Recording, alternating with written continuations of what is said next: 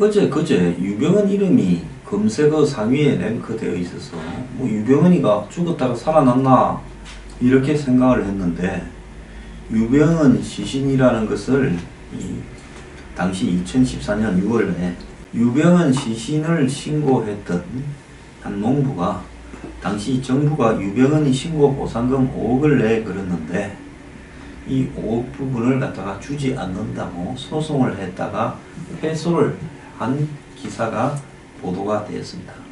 당시 박근혜 정부는 유병헌이 결국은 청해진 해운을 부실하게 운영하도록 하다가 세월호가 침몰했다 해서 유병헌을 검거하려고 했는데, 어설프게 안성에 아지트에 있던 유병헌이 탈출하도록 방치를 했다가 뒤늦게서 수십만 명의 경찰을 동원해서 유병헌을 추적하는 대규모 검거전을 벌였습니다.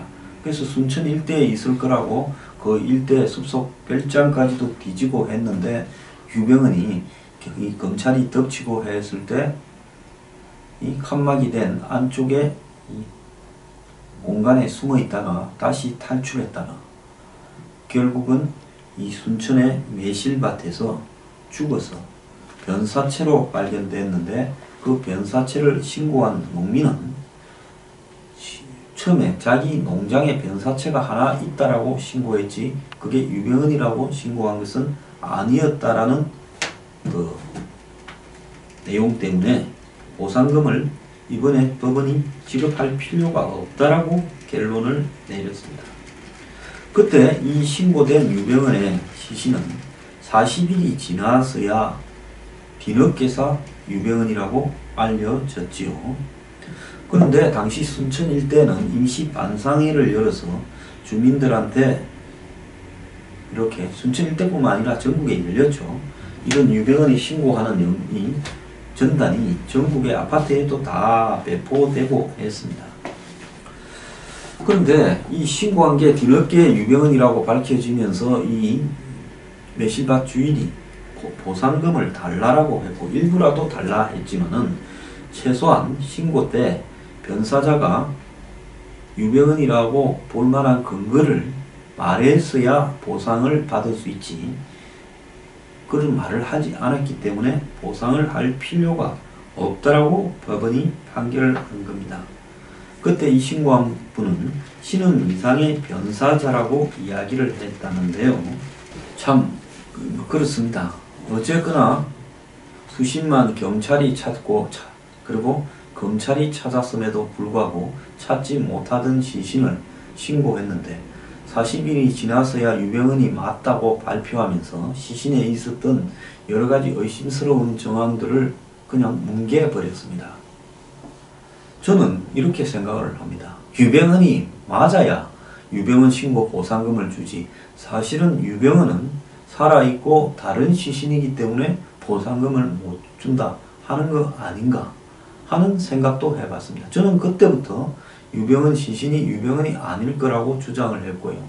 그런 주장을 강하게 하고 또 정관계에 유병헌과 연결된 사람을 전부 사법 처리하라 수사해서, 그리고 골프채 이야기도 하면서 제 사무실에 이 현직 프로 골프 선수라는 자가 아침에 무단으로 신라통을 들고 올라갔고, 현직 이 지방의 한 시에 서울 출장소라 소장이라고 하는 작자가 제 강연회나 행사에 와서 난동을 부리고 쫓겨나기도 했습니다. 왜 프로 골프 선수와 왜 현직 출장 소장인 공무원이 제 사무실에 와서 저 난리를 피우고 저보고 보자고 여기저기서 협박성 전화를 하고 그랬던 걸까요? 저한테 그럴 이유가 뭐가 있습니까?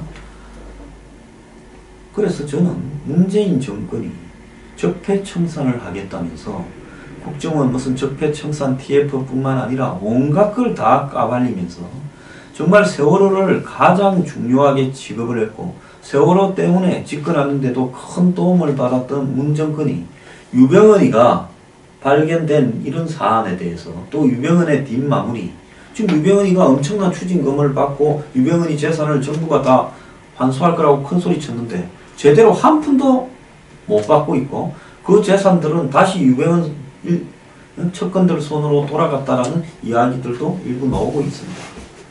그런데 왜 유병헌과 세월호 관련된 부분에 있어서의 적폐청산은 입을 다물고 있는 겁니까? 현 정권이 노무현 정권 때 해수부를 앞에 내세웠던 정권으로 유병헌과 가까웠다라는 이야기도 있는데, 유병헌을 건드리게 되면 자신들의 문제도 터져 나올까봐 이 적폐청산에서 당연히 유병헌 재수사를 해야 될 건데 안 하고 있다라는 겁니다. 이걸 누가 납득을 하겠습니까? 솔직히 이 5억 문제도 유병헌이 아닌 시체라서 돈을 주지 못하는 거 아니냐라는 생각도 저는 합니다. 어쨌거나 그 농부가 신고를 해서 그것 때문에 나중에라도 유병헌이라고 밝혀져서 정부는 추가적인 비용이 나갈 부분을 상당히 이렇게 예방을 했음에도 불구하고 단돈 한 푼도 주지 못하겠다라는 것도 저는 이해가 가지 않고요. 그 다음에 유병헌 일가의 재산이 당시 1600억이다 해서 묶어뒀는데 이 내역은 어떻게 됐는가, 이걸 갖다가 제대로 밝히는 사람도 없습니다. 인천지검은 특별수사팀을 꾸려서 유병헌 일가 재산을 추적했고 1200억에 이르는 일가 재산을 이 보전 명령을 받았습니다. 자, 법원이 최종적으로 보존해 놓은 유병헌 일가 재산은 계열사 명의로 사들인 부동산과 주식 1600억이라고 합니다. 자녀 유상란은 행위 없음 처분을 받고 외국에 있고, 장남 대규는 2년을 채우고 형기 만기 출소했고, 실질적인 유병헌 후계자인 유혁기는 이 500억대의 횡령과 배임 혐의를 받고 있는데 미국에서 거문급 변호사를 선임한 뒤 사라져 버렸습니다. 자, 누구도요, 세월호에 있어서 유병헌의 책임도 매우 큰데 마치 한국의 좌파 진영이나 현 정부 사람들은 유병헌이한테 박근혜 정부에서 덮어세웠고 세월호의 문제는 정권에 있고 유병헌이는 덮어세움을 당한 피의자로서 작살이 날려했다, 이렇게 지금 보고 있는 것 같습니다. 자, 이 신고한 사람은 5억이 아니면 1억이라도 달라고 신고를 했는데 이번에 패소를 했는데요. 문재인 정부가 정말로 떳떳하다면 유병헌 문제에 대해서 전면적인 재수사를 통해 적폐청산을 해주길 바랍니다. 저는 유병헌 문제가 명쾌하게 해결되지 않았고 유병헌이 살았을 가능성이 여전히 높다고 보고 있습니다. 자, 이 사람이 한 푼도 못 받으니까 한간에는 유병헌이라야 돈을 주지 유병헌이가 아닌데 돈을 줄 수 있겠냐라는 말도 지금 난무하고 있습니다. 자, 문재인 정권 유병헌 재수사를 지시 안 하면요, 세상의 모든 걸 다 까발리면서 자기들이 가장 중요하게 생각했던 세월호 문제에서 유병헌 재수사를 듣고 간다면 이 정권도 아닙니다. 떳떳하면 유병헌과 관련된 문제를 처음부터 다시 재수사를 하고 유병헌이라고 나타난 시신이 진짜 유병헌이 맞는가도 전면적으로 재수사하기 바랍니다.